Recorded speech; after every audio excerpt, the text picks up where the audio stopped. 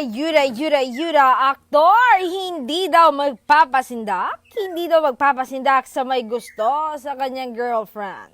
Sabi niya, hindi ako magpapasindak hanggang sa tingin na lang sila sa girlfriend ko. Pero to be honest, I'm so lucky kasi sa dami naghahabol sa kanya, ako ang pinili niya.